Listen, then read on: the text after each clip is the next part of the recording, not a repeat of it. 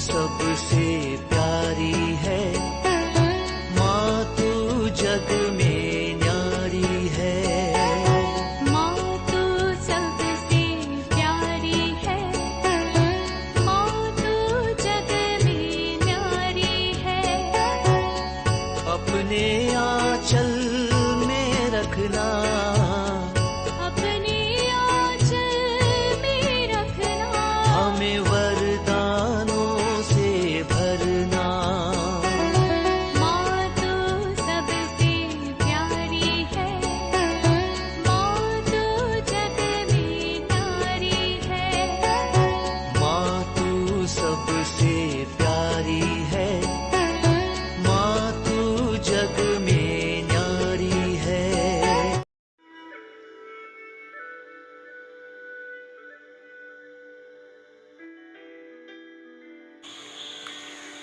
पिता, पुत्र और पवित्र आत्मा के नाम पर आमीन। आप सबों को जय यीशु।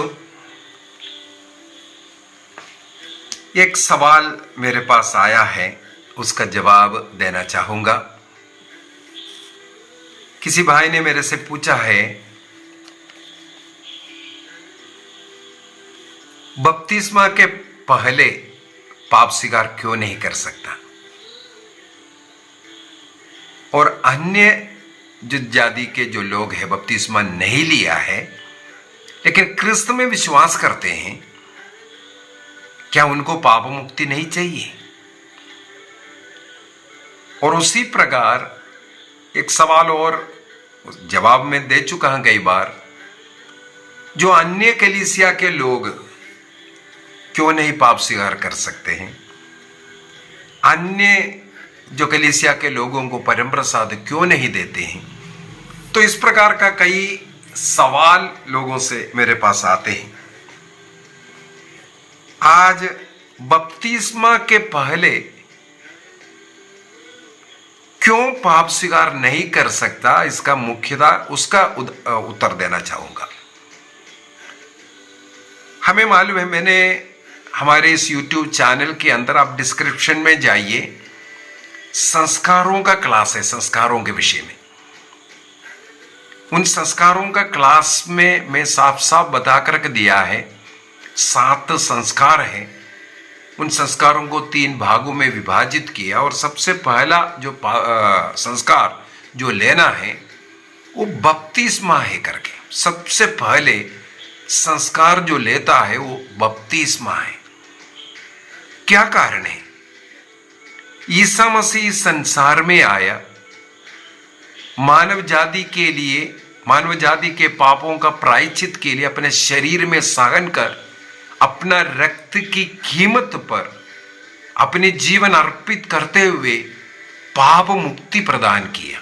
ईसा मसीह के मृत्यु के कारण मनुष्य को मुक्ति मिलता है, अर्थात पाप का कीमत, पाप ने जो नुकसान पहुंचाया था उसको ईसा मसीह ने अपने रक्त की कीमत पर पूरा किया। और पाप, हम ईश्वर से दूर जाने को पाप कहते हैं, और ईसा मसीह के मृत्यु के द्वारा हम लोगों को ईश्वर के साथ जोड़ दिया।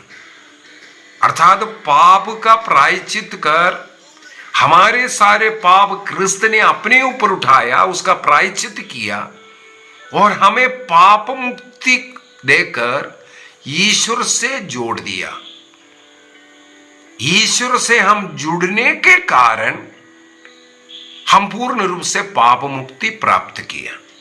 एक वचन मुझे याद आ रहा है, वह है योहन का सुसमाचार, उसके अध्याय 3 वाक्य 16 को पढ़ लेते हैं। John chapter 3 verse 16। ईश्वर ने संसार को इतना प्यार किया कि उसने उसके लिए, इस संसार के लिए अपने इकलौते पुत्र को, अर्थात ईसा मसीह को अर्पित कर दिया, जिससे जो उसमें विश्वास करता है उसका सर्वनाश ना हो, बल्कि अनंत जीवन प्राप्त करे। ईश्वर ने हम मनुष्य को, हम पापियों को इतना अधिक प्यार किया इस कारण, उस प्यार के कारण ईश्वर मनुष्य बन करके आया। ईसा मसीह ईश्वर मनुष्य बना हुआ है ताकि मनुष्यों का पाप उस ईश्वर मनुष्य बन करके आया वो अपना ऊपर ले ले। मनुष्य का पाप का प्रायश्चित एक मनुष्य के द्वारा करने के लिए मनुष्य रूप धारण करके आया। हम सबों के पाप वह अपने ऊपर लेकर के हमारे पापों का प्रायश्चित वो रक्त की कीमत पर रक्त बहा करके। मैंने एक क्लास इसके लिए भी लिया था, ईसा मसीह क्यों रक्त बहाया। एक उत्तर बता देता हूं, रक्त में जीवन है। पाप का परिणाम मृत्यु था, हमें जीवन देने के लिए ईसा मसीह ने जीवन जिसमें है रक्त, उस रक्त को बहाया। अर्थात हमारा पापों का प्रायश्चित तब हो सकता है, और धर्म ग्रंथ भी यही सिखाता है, पाप मुक्ति रक्तपात के बाद ही हो सकता है। रक्त में जीवन होने के कारण, पाप मृत्यु लाने के कारण, उस रक्त की कीमत पर हम लोगों को प्रभु ईसा मसीह ने पाप मुक्त किया। और जो कोई उस ईसा मसीह में विश्वास करता है, अर्थात मसीह के साथ एक हो जाता है, हम पवित्र बन जाता है, पाप मुक्त हो जाता है। इस प्रकार ईश्वर के साथ हमारा मेल हो जाता है, अर्थात आनंद जीवन में प्रवेश करता है। इसका मतलब सबसे पहले पाप मुक्ति ईसा मसीह के उस कलवारी बेली के उस रक्त बहाने के कारण मसीह से जुड़ करके होना जरूरी है। और जो कोई उस मसीह में रहता है, मसीह में रहते हुए जो लोग पाप करता है, उन पापों के लिए प्रभु यीशु मसीह ने पाप स्वीकार संस्कार को ठहराया था। किसके लिए ठहराया? जो मसीह में एक हो करके सबसे पहले जन्म से लेकर के जितने भी पाप था उन पापों से मुक्ति प्राप्त कर चुका है, और मसीह में रह करके ईसाई बन करके रह रहा है। उस अवस्था में जो करने वाला पाप नहीं करना चाहिए, क्योंकि ईसा मसीह के शरीर से जुड़ा हुआ है, हम पाप नहीं करना चाहिए, हम पवित्र बन गया है। लेकिन हम कमजोर हैं, बलहीन हैं, इस कारण ईश्वर ने क्या किया? पाप स्वीकार संस्कार को ठहराया।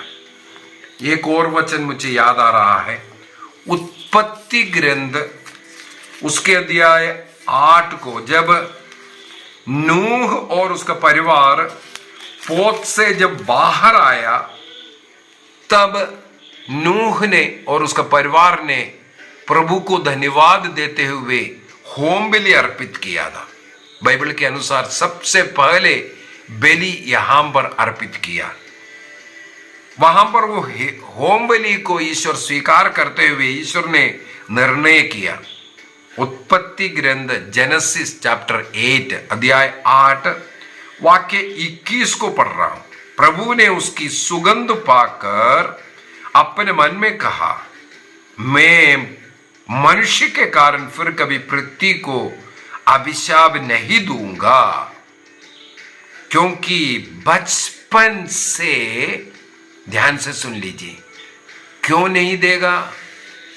कारण ये बताता है, प्रभु स्वयं, ईश्वर स्वयं कहता है, क्योंकि बचपन से ही मनुष्य की प्रवृत्ति बुराई की ओर होती है।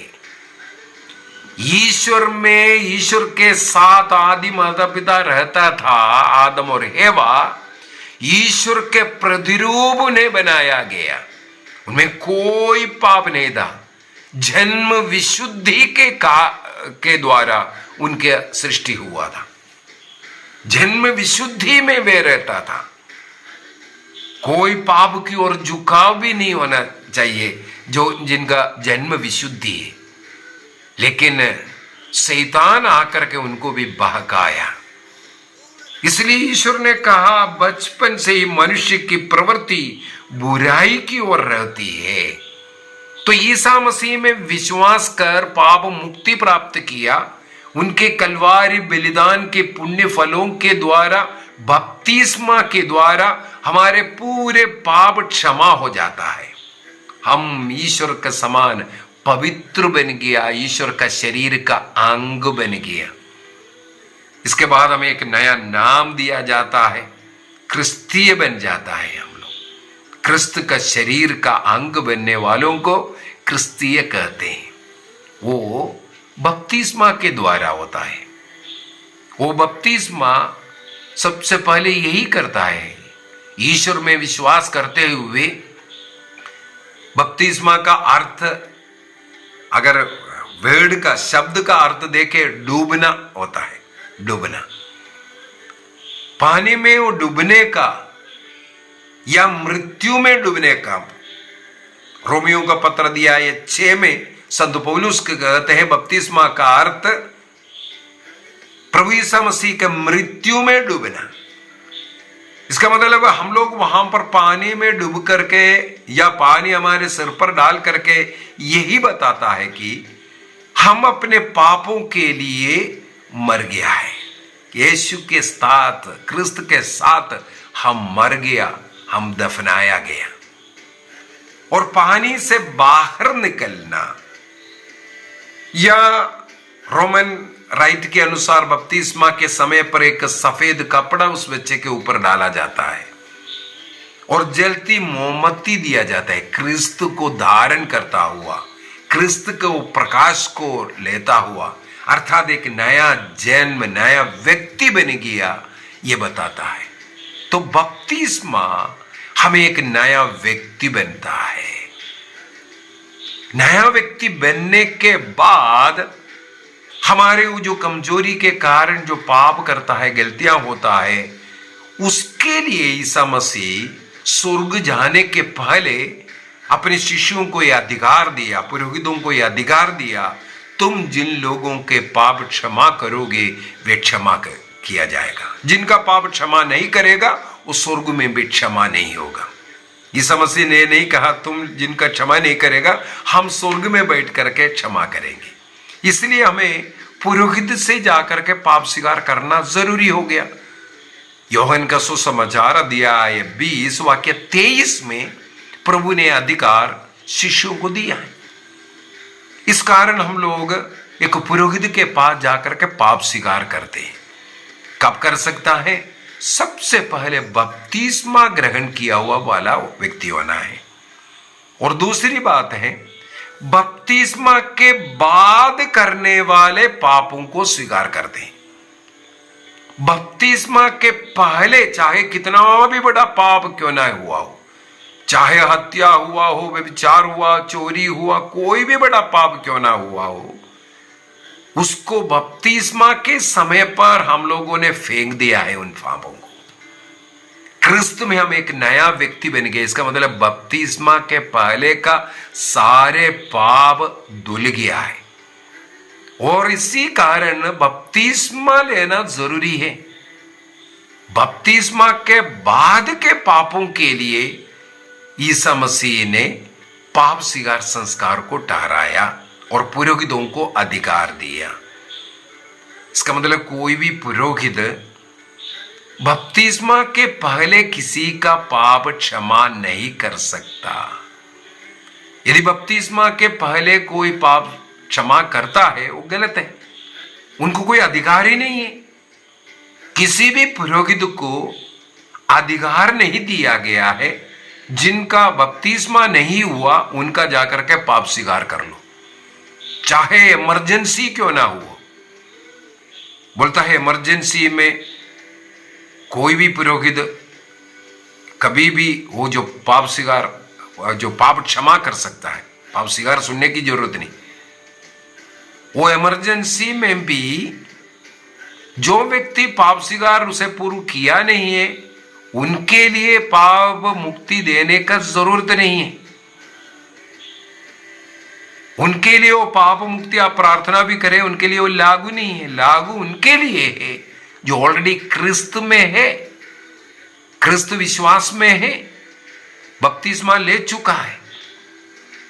इसी कारण है जन्म लेते वक्त यदि कोई बच्चा मरने की आशंका है, कोई पुरोहित नहीं है, वहां कोई भी व्यक्ति है, कोई भी डॉक्टर हो, सिस्टर हो, उनको अनुमति है, यदि आपको लग रहा है बच्चा मर जाएगा, उस बच्चे को पिता पुत्र पवित्र आत्मा के नाम पर बपतिस्मा देने का अनुमति है। उसको इमरजेंसी बपतिस्मा कहते हैं। यदि वो बच्चा फिर बच गया, इसके बाद उसको बपतिस्मा देने का भी जरूरत नहीं। यदि कोई डाउट है, उस व्यक्ति ने, उस नर्स ने या उस डॉक्टर ने सही रूप से बपतिस्मा नहीं दिया था या पानी नहीं डाला था उस समय पर, ऐसा अगर डाउट है तो उस डाउट पर एक बपतिस्मा दिया जाता है। नॉर्मल बपतिस्मा नहीं है वो। इसी वजह से हमें उस बपतिस्मा का महत्व को समझने की जरूरत है। बपतिस्मा का महत्व को जो जानेगा वे बपतिस्मा का पहले का पाप स्वीकार का या अन्य कोई भी संस्कार है उसके विषय में चर्चा ही नहीं करेगा, क्योंकि सबसे पहले बपतिस्मा के द्वारा क्रिस्त का शरीर का अंग बनना है। ये जो 7 संस्कार जो ठहराया है, पहला ये जो बपतिस्मा लेने के बाद ही बाकी 6 दे सकता है। बाकी 6 संस्कारों के लिए कोई भी एक व्यक्ति बाकी 5 ही ले सकता है। पुरोहिताई लेने वाला विवाह नहीं कर सकता, विवाह संस्कार लेने वाला पुरोहिताई में नहीं जाता है। इसलिए जो बाकी 5 संस्कार कोई भी व्यक्ति ग्रहण करना है, सबसे पहले बपतिस्मा लेना है। इसके बाद दृढ़ीकरण हो, इसके बाद पाप स्वीकार हो, विवाह हो, सारे के सारे संस्कार के रूप में अगर मिलना है, पहले बपतिस्मा लेना जरूरी है। बपतिस्मा के पहले परम प्रसाद को देना, यह भी गलत बात होता है। वो उस व्यक्ति के लिए कोई फायदा ही नहीं देने वाला। सबसे पहले बपतिस्मा एक व्यक्ति को इस क्रिस्त के साथ जोड़ता है, इसके बाद उन्हें परम प्रसाद को दिया जाता है। इसलिए आदिम कलीसिया में 3 संस्कारों को एक साथ देता था, बपतिस्मा संस्कार, दृढ़ीकरण संस्कार और यूकरिस्तीय संस्कार। आजकल लैटिन कलीसिया में ये तीनों अलग अलग किया, लेकिन अनेकों जो पूर्वी कलीसिया है, ईस्टर्न कलीसिया, उसमें तीनों एक साथ ही देते हैं। अभी भी ये तीनों एक साथ ले सकता है। इसका मतलब पहले बपतिस्मा, इसके बाद दृढ़ीकरण और यूकरिस्तीय संस्कार। उसके द्वारा एक व्यक्ति पूर्ण रूप से हम बोल सकते हैं कि क्रिस्तीय बन गया। प्रभु यीशु मसीह का शरीर रक्त को भी ग्रहण करते हैं, वही हम लोग बोल सकता है कि पूर्ण क्रिस्तीय बन गया है करके। मेरे विचार में आपको समझ में आया, सबसे पहले बपतिस्मा लेना जरूरी है। बपतिस्मा के पहले किसी को पाप स्वीकार करने की जरूरत नहीं है। बपतिस्मा के द्वारा उनका सारे पाप क्षमा होता है, और पाप स्वीकार में केवल उन पापों को बोलना है जो बपतिस्मा के बाद किया हुआ पाप हो। बपतिस्मा के पहले के पापों को पाप स्वीकार करने की जरूरत नहीं। अन्य जाति के लोग कई बार देखने के लिए आता है पाप स्वीकार, जो रेटिटोर में आते हैं, उनके मन में भी पाप बोध आता है पाप को छोड़ने का। तो हम लोग बोलते हैं आप जाकर के एक काउंसलिंग कीजिए, अपने गुनाहों को किसी काउंसलर को बोले, चाहे वो पुरोहित हो चाहे अन्य कोई भी व्यक्ति हो। वो सांत्वना के बातें आपको सुनाएगा और आपके लिए प्रार्थना करेगा। केवल इतना हो सकता है, उनके लिए पाप स्वीकार नहीं होता है, काउंसलिंग होता है। अपने गलतियां, कमियां, कमजोरियां हम बोल सकता है, उसको काउंसलिंग कहते हैं। और अन्य क्रिस्तीय समुदाय के लोग जो कैथोलिक नहीं है, कुछ लोगों को, जैसे ऑर्थोडॉक्स चर्च है या जाकोबाइट चर्च है, कैथोलिक कलीसिया के साथ उनका कुछ अंडरस्टैंडिंग, म्यूचुअल अंडरस्टैंडिंग हो चुका है, चाहे मिस्सा बलिदान में परम प्रसाद को ग्रहण करना हो या पाप स्वीकार करना हो या दफन विधि करना हो, इसका सबका अनुमति इन कलीसियाओं के साथ है। विशेषकर जैकोबाइट जो कलीसिया है उसके साथ पूर्ण रूप से समझौता हो चुका है।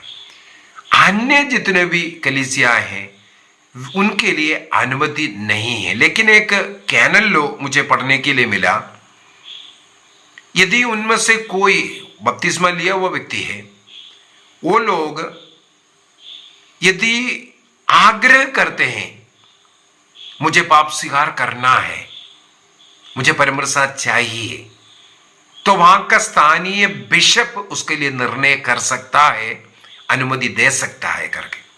वो कैथोलिक नहीं बना, अन्य कलीसिया का है, बपतिस्मा लिया हुआ व्यक्ति है, यदि स्थानीय बिशप का अनुमति है, क्योंकि वो पूर्ण रूप से पवित्र रोटी में ईसा मसीह को में विश्वास करते हैं और उनका कलीसिया वो विश्वास नहीं करते हैं, लेकिन वो व्यक्ति, पर्टिकुलर व्यक्ति जो कैथोलिक विश्वास में है और कैथोलिक कलीसिया जो सिखाते हैं उसमें पूर्ण रूप से विश्वास करते हैं, मिस्सा बलिदान के बाद वो प्रभु का शरीर और रक्त को ग्रहण करना चाहते हैं, तो वहां का स्थानीय बिशप का आदि अनुमति है, उन ऐसे लोगों को देने का अनुमति है, कैनल लॉ है उसके लिए।